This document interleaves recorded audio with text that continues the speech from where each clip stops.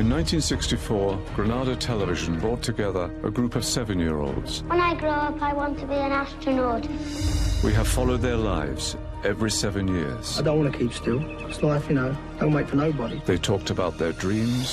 If I could have 2 girls and 2 boys. Their ambitions. I'd quite like to get into politics. And their fears for the future. Life is what happens while you're waiting for something else. I don't think life is there to be regretted. You've got to make the most of it while you've got it. That's how you become the person you are. It's a picture of how any person, how they change. Give me a child until he is 7, and I will give you the man. Is it important to fight? Yes. Tony was brought up in the East End of London. I want to be a jockey when I grow up. Yeah, I want to be a jockey when I grow up.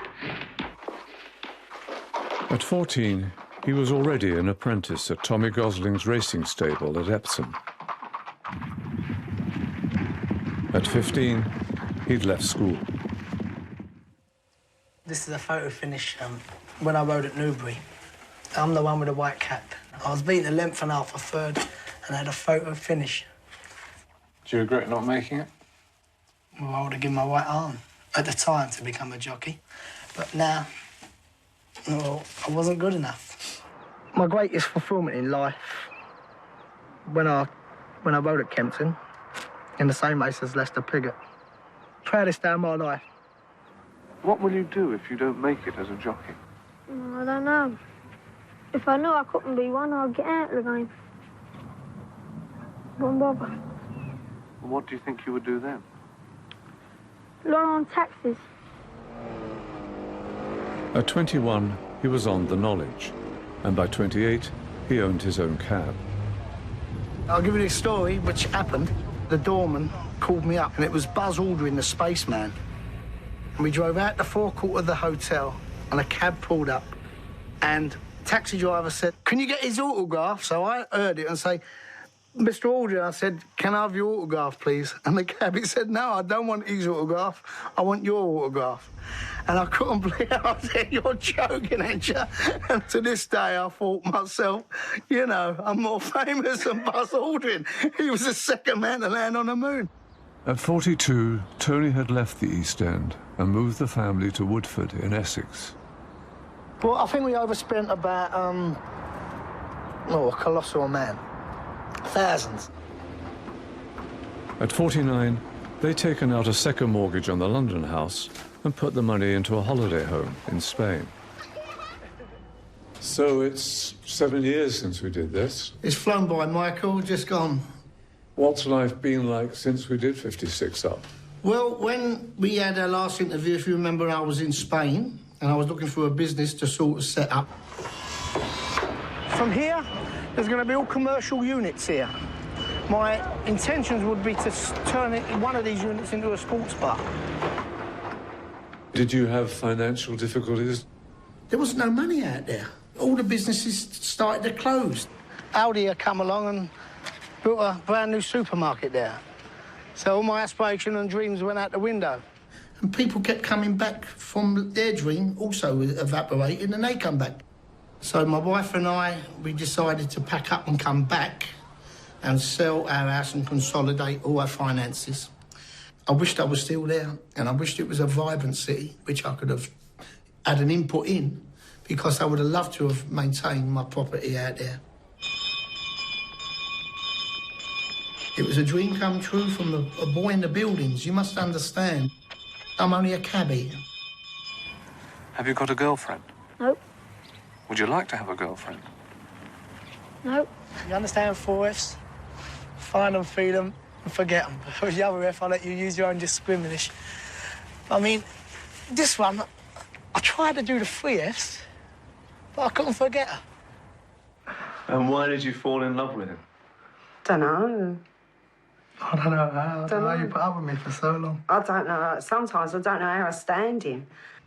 I'm not proud at all to say this, but situations arise that I have had regretful behaviour various times, but through... You got caught. No, And that was it. I owe Debbie everything because She stuck by me. And then, at the end of it, I still love her so. And that's the reason why. So is this a tough time for cabbies at the moment? Uber and all these other companies trying to sort of take a piece of the cake, they're coming in and they're getting licences willy-nilly. Is there a war going on between the cabbies and Uber? What they've done to the cab trade, with a 250-year-old history, I cannot stress enough. So all the cabbies, 4,000 of us, got our placards. We marched to Downing Street on a demonstration. And I, for one, will be there again, beating my drum for the black taxi trade. How much have you lost in yearly salaries? I would certainly say a third, which is a big kick in the rear, and it's really hurtful. And what about Debbie? Has she been hit by it? Well, of course, we've all been hit by it. That's why I'm back in Essex now. Come on, Daisy. Come on. Look at her head on that horse. Oh, lovely. Really, it was me. I decided that I wanted to move from where we used to live. And I come up here one day and this one was up for sale. And then he came up here. Saw the horses. And he saw the horses out here and he fell in love with it. You've got to be 50 years old to live here. You've got a lot of elderly people here, but they're all ex-old EastEnders and they're all sort of like, you know, traditional EastEnders. It's all forest round here. Got a little pub up the road. If you go out there, you can get pie-eyed and walk down if you want. Nature is the winner for me. You know, I come home at night, I see foxes running about, reindeers at 1 o'clock in the morning after I've done a night's work in my cab. And life couldn't be better, really, living up here. How is life going for you two in your marriage? Yeah, solid. Would you say it's solid? Yeah, it's good at the moment, yeah. Yeah. We've overcome a lot of ups and downs, but who don't? Do you notice a change in each other? Have we or what? I don't know. Not really. He's never changed, has he, really? Well, he seems, to me, more grown up, more mature and everything. Yeah. Well, I don't know about that. But no, I mean, he is what he is and nothing's going to change him. There's only one ambition, and really, I want a baby son. And if I see my baby son, that is my ambition fulfilled. No one knows that, only you now. Debbie and Tony have 3 children, Nicky, Jodie and Perry. Nicky, as you know, he was a French polisher, which is a dying trade in England. So we funded him, me and Debbie, on the knowledge. I couldn't ask for more. To be more proud for when he got his badge. It was a gift from God for what happened. Perry's at college at the moment, training to be a TA, teacher's assistant, because she wants to do a job that fits in with the schools. High five! Now, whoever wins gets a packet of sweets, okay? We've got 6 grandchildren, the 3 young kids, Perry's kids, my youngest daughter. Quick! If it goes in, you get a £5. Ooh! Jodie's still trying to find her way in life. She's 37 now. Life's not been too good for her at this present time. Why? What are you going to get for Debbie and I do everything we can to get her back on her feet. And... excuse me.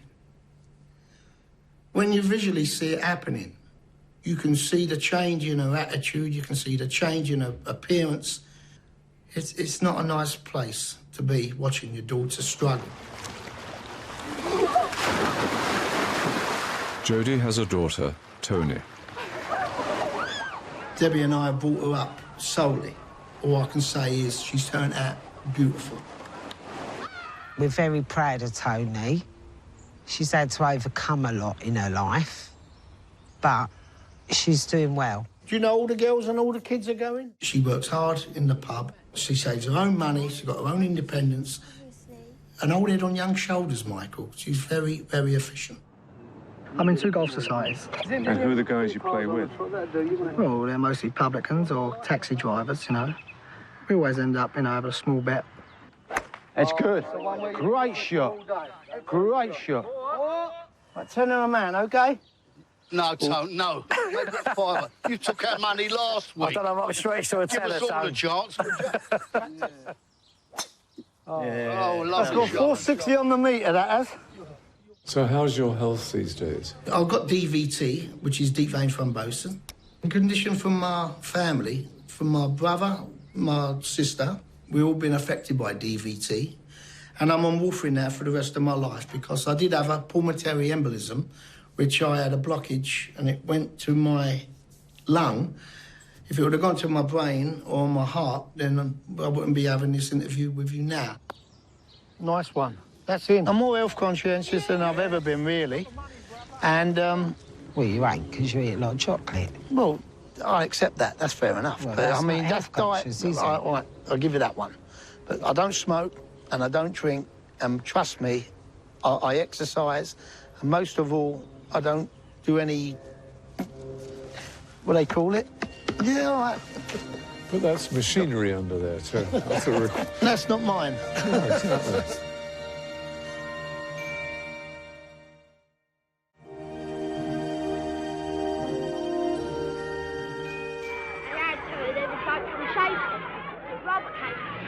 In 1964, we asked Tony what he thought about the English class system. The Prussians. Oh, yes, oh, yes, oh, yes. They're nuts.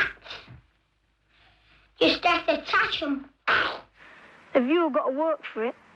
And it's them who can just ask for money and get it. And they can buy what they want. 55 to 20, Boris. £20, Boris.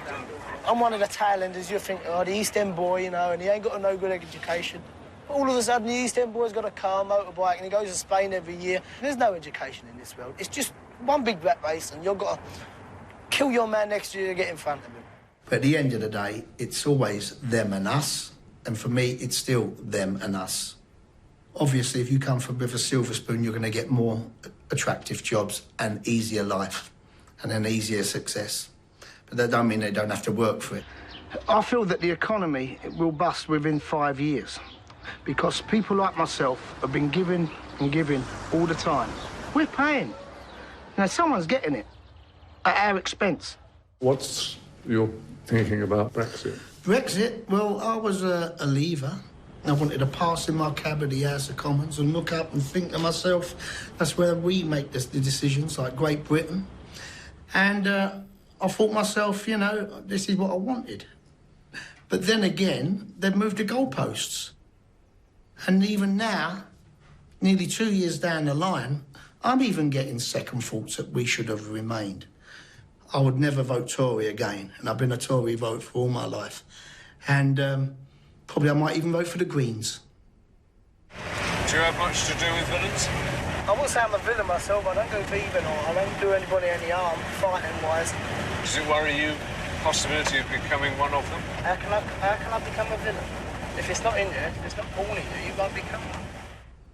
Yeah, you had visions of me being in the Nick in the next 7 years, and you made a grave mistake there, Michael. Well, thank God, yeah, but it seemed possible because things were pretty rough.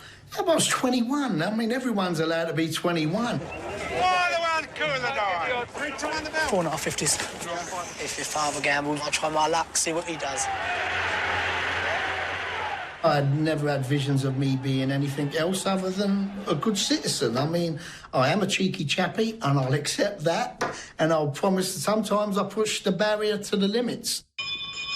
I'm just walking. But in saying that, you are giving your truthful opinion at that particular time.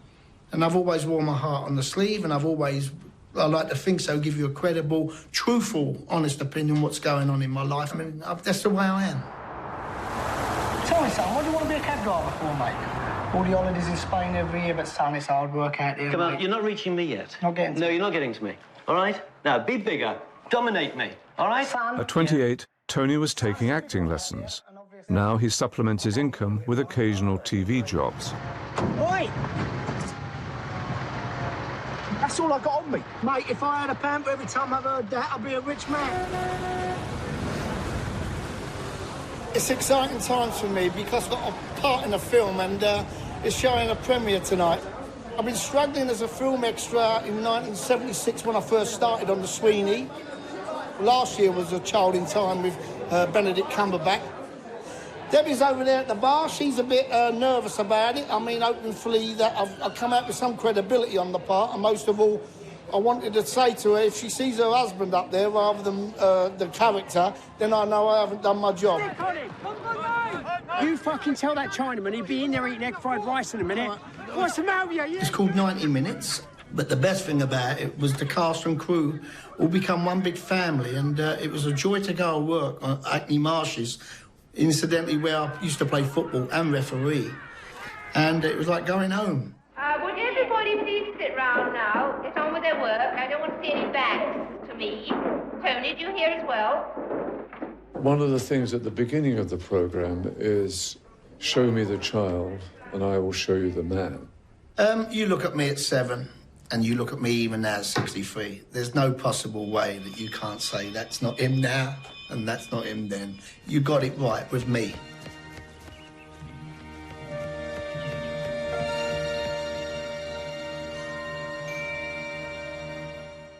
I read the Financial Times. I read the Observer and the Times. I'm going to Charterhouse. And after that, Trinity Hall, Cambridge. Andrew went to Charterhouse and Cambridge, where he read law. I'd like to be a solicitor, and also fairly successful. At 28, Andrew was a solicitor.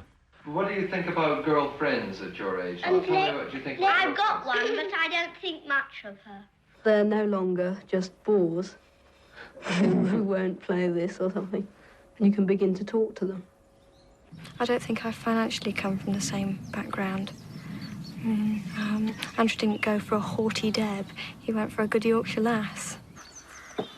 By the time he was 28, Andrew had married Jane.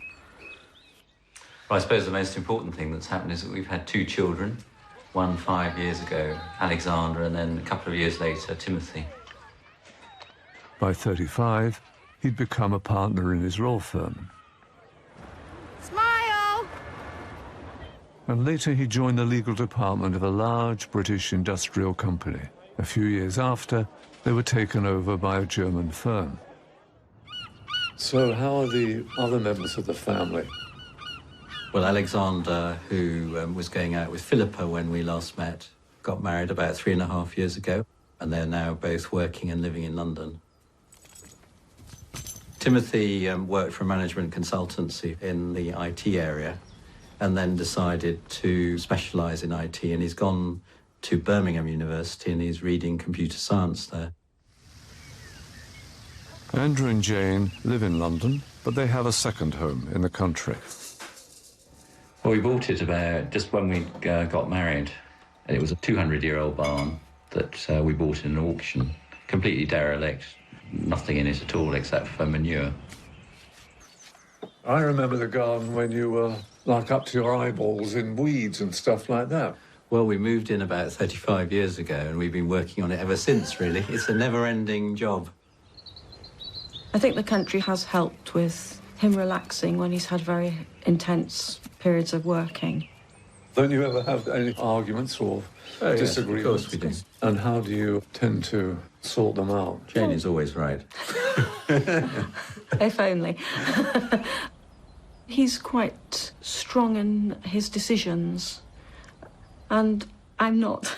So it really compliments me that he can help me to make a decision when I'm umming and ahhing. So you be careful, sweetheart. Yeah, well, I'll be careful. I think I'll hold the ladder for you. OK, thank you.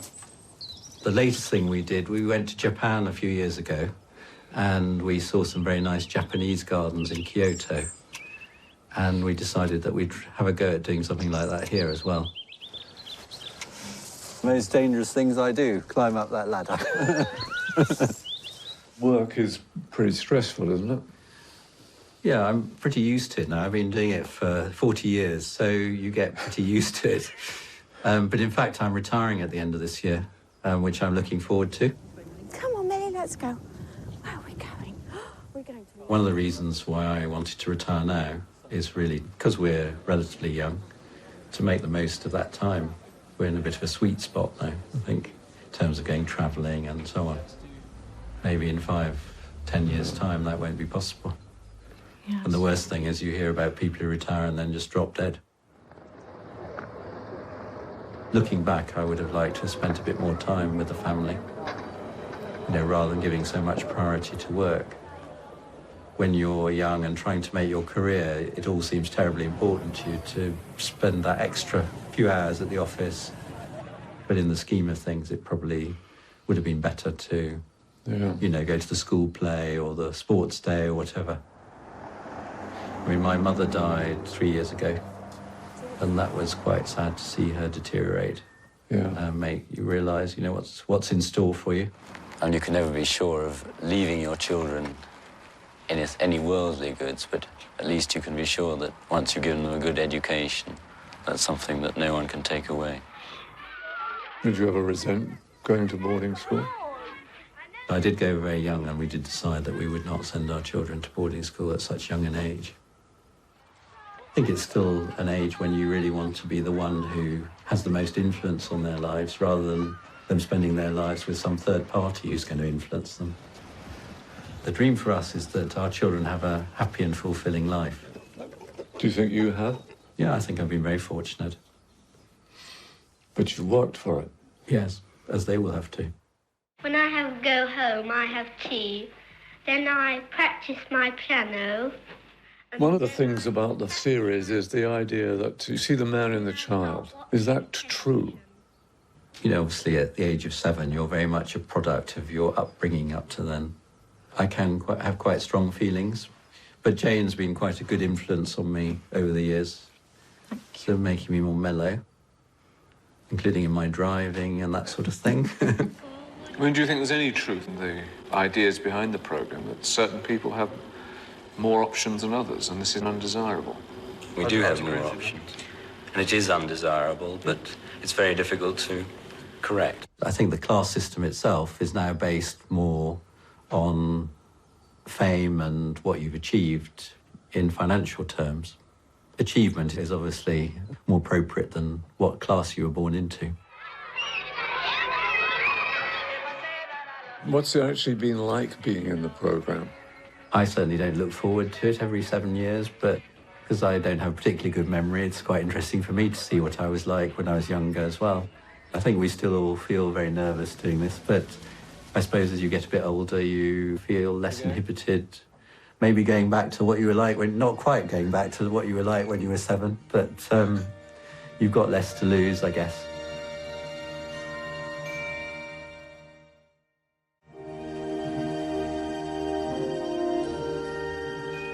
If we did all love Jeffrey and we all want to marry him, I think I know the one that he likes best, and that's her. She keeps changing her mind, though. Yeah, I don't know which one, really. Sue grew up in the East End of London. I don't think I'd get married too early. I'd like to have a full life first. Marriage is a different thing to me. I've still got my ideals about marriage. I don't know what it's all about. Sue was 24 when she married Billy, and they had 2 children. 60. To get married young, there must be things that you miss. You must miss that crucial stage of being yourself, because the minute you get married, you're no longer a single being. You're a partnership, and that should be the idea behind it. By the time Sue was 35, she was divorced. I've never sat down and thought, well, what was it? Was it this? Was it that? I just knew it wasn't working. I mean, there have been relationships when I could have settled, but they didn't feel quite right. So I've always come away and pulled away and just waited until the right one come along, if they ever do. At 42, when we filmed Sue in the karaoke bar, she brought Glenn along to watch her sing. Well, we've been engaged now for about 14 years. I've not beaten any records, but it's quite a long time, isn't it? Yeah. Wait, where are you going? Yeah, I'm old. So what is the status with you and Glenn? We're still in the middle of the longest engagement known to man. We've been together now over 20 years. Still not married. Never say never. But no plans. Goldfish. Oh, yeah, yeah. We're both fine as it is, and if we do it, it's just going to be, let's do it. Spur of the moment thing, and, you know, we love each other, we've got a nice life. The boat's there. He came along at the right time for me. I've been on my own with the kids for quite a few years. He probably had the worst years, really, you know, the teenage years, but he stuck around, bless him. We go to Zante. He's been so supportive. There's been some medical stuff and some scary stuff going on, and he's been there and he's been my rock. Sometimes we go out and play nicely with the boys, and sometimes we go out and argue with the boys. He's having a new love in his life, which has been very, very difficult for me. Are you on the phone too? What do you mean? Motorbikes. God. But he does like me to get involved in this, and I won't get on the back of it. Not yet. Maybe when he's had a few more years of experience under his belt. Have you and Glenn thought of having your own child? Well, Glenn got with me when I was in my 40s, and I didn't want to do all that again. I would have loved to have had a baby because he would make a wonderful parent. But the timing was off. So she's your baby? She's my new baby, yeah. Yeah, my kids are my babies, but she's my new baby. So... She's our baby, mine and Glenn's. We lost our Jessie, and Jessie was the star. She got to a good old age, and we lost her. The grief is unbearable when you lose a dog. People with pets will know. And then a friend of mine asked me to take her dog, and they brought her around to meet as well. It was like, how could you not love her? You know, she's gorgeous. Hang on, Moles. I do quite a bit of typing, but a lot of my work is involved in making bookings and dealing with hotels abroad. At 21, Sue worked for a travel agent. At 35, part-time for a building society. Everything's changed for me because I'm now supporting myself a lot more. At 42, she went back to work full-time, helping to run the courses in the legal faculty of Queen Mary College, University of London. At 49, she was the main administrator for their postgraduate programme. Do you like the responsibility? Yeah, I love the responsibility. I think I was born for the responsibility. You can't do two modules that are taught at the same time, obviously. You know, it's physically impossible for us to timetable every single module. Nothing really has changed. I'm still working for Queen Mary, 20 years under my belt, but I still enjoy it. Once you get to your 60s, it all gets a bit, like, how long have we got now? Like, how many years is it? You know, counting down, but no, still got the energy, thank goodness. So what happens when you get to your 70s, you think? Oh, God. Well, you tell me, Michael, you know. I've worked all my life, you know. I can't imagine not working. I work at home one day a week now, which is good because the Central Line was killing me. It's such an awful experience. Thank you very much. See you at graduation, yeah? Bye. All right. Do you have a retiring age there? Or... I think mine is 66. I say I'm not looking forward to it, but I don't know really if I am because I can't imagine what it's like to fill your days. Where does the life of my respectable middle-class mother overlap with a working-class slapper who leaves a illegitimate child on a church doorstep? She was not! You don't know! I still do my drama, do me lovey stuff, as Glenn calls it. I like to sing, perform, and that's my hobby. Cheers! Cheers to the in-laws! Today we're having a very lovely afternoon tea. So it's just a small gathering, just to celebrate my birthday. When I got married, the primary reason was because I wanted to have a child. The two, to me, went together. How are the two children doing? brilliantly. They've both bought their own flats and they're both independent people, good jobs. Both my kids are single still. Both haven't met Mr. Right. They seem to be happy and they're a joy to me. Well, I'm telling you now, that little pink cake over there. And I do worry about the future for younger generations, you know, what's going to happen, because the NHS cannot carry on like this. It can't cope. It can't cope now. I think I'm probably the last generation that will get a decent NHS service. Don't like people too posh. They look down on everybody else. Think they're better? Yeah. At the roots of this film is the class system. Do you think it's still alive and well? You are what you're born into. You'll never be upper class because you're born into upper class. But you can mix in those circles. I mean, I don't know. I've never been upper class. I'm never likely to be upper class in my life. Working class, always. I don't see why they should have the luck when people have worked all their lives and haven't got half as much as what they have. It just don't seem fair. People are struggling now. Benefits are not what they used to be. I mean, I work in London, so I see homeless people all the time. I don't remember it being that bad when I was younger. I suspect it was there, but I don't remember it being as bad as that. My generation, we had wonderful support from the council, which meant that if your parents were council tenants, you would get a council house, which got me into a house, which then enabled me to buy it and get onto the housing ladder and change my life. That's not there anymore. Now, council housing is so difficult to get. You know, you've practically got to be homeless.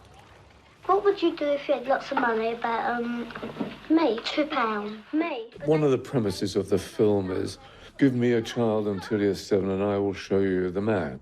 Do you think that's true? I think it probably is, to an extent. But you never fight with them? You can be born shy. You can be born as an extrovert. You can be someone who likes to make people laugh. You can be someone who's much quieter and deeper. And I think that's in you. But then life happens and every experience will change you.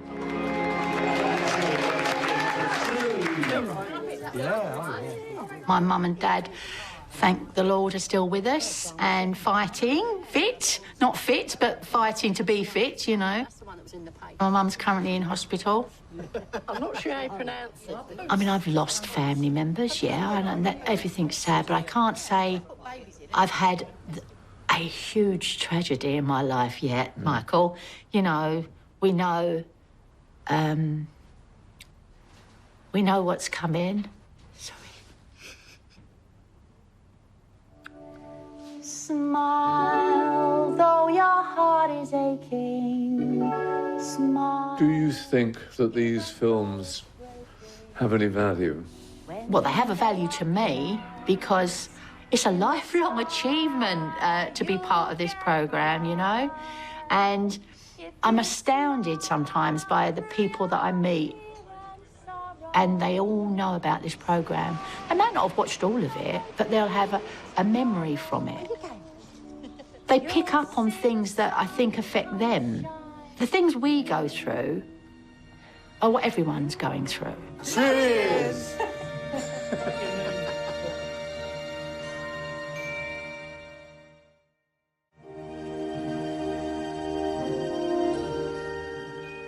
When I grow up, I'd like to find out all about the moon and all that. Nick, a farmer's son, grew up in the Yorkshire Dales. And I said I was interested in physics and chemistry. Well, I'm not going to do that here. At 14, he was away at boarding school, and at 21, reading physics at Oxford. So what career are you going to pursue? It depends whether I'll be good enough to do what I want to really do. I would like, if I can, to do research. By 28, he had moved to America and was doing research into nuclear fusion at the University of Wisconsin. The fusion reaction gives off energy and produces the power that would be turned into electrical energy and sent out to a consumer. How hot is it in there? In there, it's at about 10 million degrees. At 35, he was an associate professor, and at 42, a full professor. My ambition as a scientist is to be more famous for doing science than for being in this film, but unfortunately, Michael, it's not going to happen. Now, you want some water? Do you want constant water here? I am seriously ill. I have a cancer in my throat. And I don't know what the prognosis, I don't know what's going to happen. So I'm not really focused on the long-term future. I'm focused on fairly short-term futures at the moment. A lot of the treatments that I've been having are things that are not good for your blood. And I'd had a couple of them in rapid succession, I guess. And so, yeah, my blood's a bit thin at the moment. 10 days ago, I went in and had a blood test. And the nurse told me that the level of my hemoglobin was such that she expected me to be in a wheelchair. Do you have a girlfriend? I don't want to answer that. I don't answer those kind of questions. I thought that one would come up because when I was doing the other one, somebody said, "What do you think about girls?" And I said, "I don't answer questions like that." Is that the reason you're asking it? The best answer would be to say that I don't answer questions like that. But I mean, it was what I said when I was 7, and it's still the most sensible. But I mean, what about them? I mean, if you'd been somebody who had fixed ideas of a woman's role in marriage that meant dinner on the table at 6 every evening. Didn't I tell you about that? By 28, Nick had married Jackie, a fellow student from Oxford. We don't want to miss out on the chance of having a significant career, and we don't want to miss out on the chance to have kids and to be involved with them. The moment of pure, unadulterated joy in my life was when my son was handed to me when he was born. I have never felt so optimistic, so just purely unworried about anything as that. It was just the strength. It was just, phew. So that's. Did that last forever? Well, no. I mean, no, he didn't. By 42, they were divorced. What I concluded, and I've talked to other people about this who've gone through it, I'm not sure if they feel it as strongly as I did, but it was like a death. If your spouse died, you could look back and think, well, it was wonderful while it lasted. But in a divorce, you can't look back and say, these are all happy memories. You can talk to me by myself outside, but I'll just meet you by the garage, okay? All right, bye. Nick's son Adam was 10 when his parents divorced. When he was first told, he was terribly, terribly upset. And then he just pulled himself together and didn't want to talk about it anymore. Take it easy, Adam. Main thing is not to crash. Really? You don't want me to crash right now? How's he deal with it now? He doesn't talk to me about it very much at all. He's a private person. He's getting more mature, and he has to be very patient with me, really. Can you imagine having me for a dad? Do you think it would be a low-pressure existence? Chris, who is my new wife. I'm okay. I don't mean to be superficial, but I think she's the most beautiful woman I've ever seen. And how's married life? Well, me being very ill has certainly been a bit of a damper on things, but Chris is being actually a complete angel about it.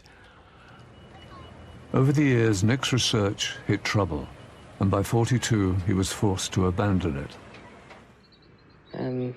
When I was 13, I got hold of a book which said that we were really in trouble because of pollution.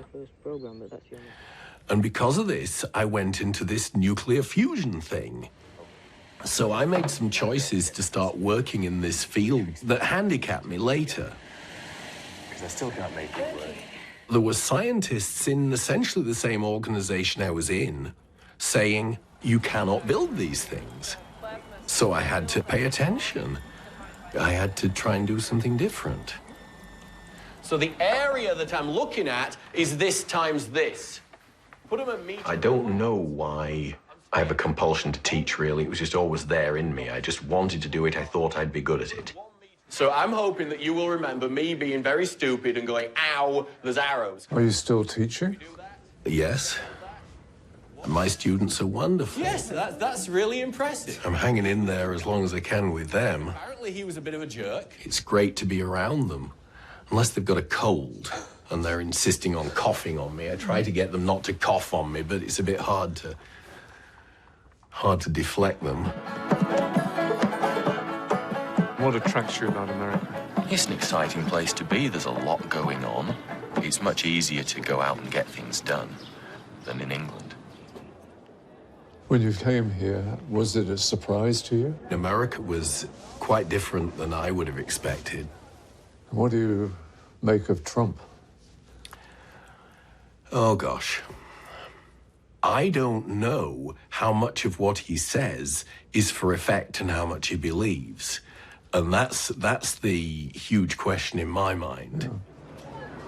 Theresa May was at Oxford at the same time as me. You don't get to do that going to Bradford Poly. Okay, yes, so this was my staircase in my first... You're still seeing that people from the right public schools continue to run the country. Those people are not necessarily the ones who are most fit to run the country. They have a superficial glibness. They can present themselves well on a podium, but it's alarming that they are the only ones who have a clear route to running the country. They'd like to come out for a holiday in the country when I like to have a holiday in the town. Do you want to take up farming? No. I'm not interested in it. My youngest brother, the deaf one, if he can't do anything else, he can probably run a farm. But as a last resort... It's a fixed reference point, in a sense, the sort of earthy life and death cycle that you get living on a farm. What did you learn here, do you think, that you've carried with you? I sort of feel as if you could look deep somewhere inside me. I feel like there's some of this in there somewhere. I think of it as being magnificent, but rather grim, really. And sometimes it's rather tragic, but, you know, it's makes other places you go seem rather trivial as well. Well, I come up most weekends, and then Chris gets up usually in midweek. We don't get over to England very often, and so you can count on one hand how many times you're going to see your family before somebody dies. And that's getting more and more pressing every time we come. Have I seen you since you lost your dad? No. I loved my dad a lot, but he was an old man, and he was in his mid-80s. I mean, the last time I saw him, there wasn't much left of him. He was a tiny little frail thing who didn't have much to say. I don't... Okay. Don't know, I mean, you know me, Michael. I'm sure I haven't dealt with it fully. Yeah. But,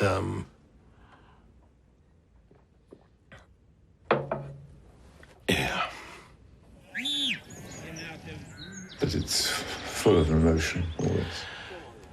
It's all the stuff that we repress as hard as we can, isn't it? But, yeah, it really is. If I can change the world, I'd change it into a diamond. I'm still the same little kid, really. Probably all of us are. I think I can relate to that little guy. He was sort of all eager and earnest, trying to answer the questions. You know, so yes, I think you can tell I'm still the same kid. I think this film is extremely important. It's important to me, but it seems to be important to other people as well. That doesn't make it an easy thing. It's an incredibly hard thing to be in, and I can't even begin to describe how emotionally draining and wrenching it is just to make the film and to do the interviews. And that's even when I'm pretending that nobody else is watching it. It isn't a picture really of the essence of Nick. Who is to say what? It's a picture of every man. It's how a person, any person, how they change. It's made me think about all sorts of things more intensely than I probably would have otherwise. There are lots of issues that it raises that I've stewed over the years. It certainly highlights the difference between living in America and England. Relationships with spouses is given more intensity and focus by being discussed. What has been the saddest thing? I mean, right now, I'm struggling with being ill, and I'm very sad for the people who are being affected by that. I don't know. Life doesn't turn out the way I expect. Are you frightened about it? Not for myself, but for them a bit. Yeah, I'm frightened for them.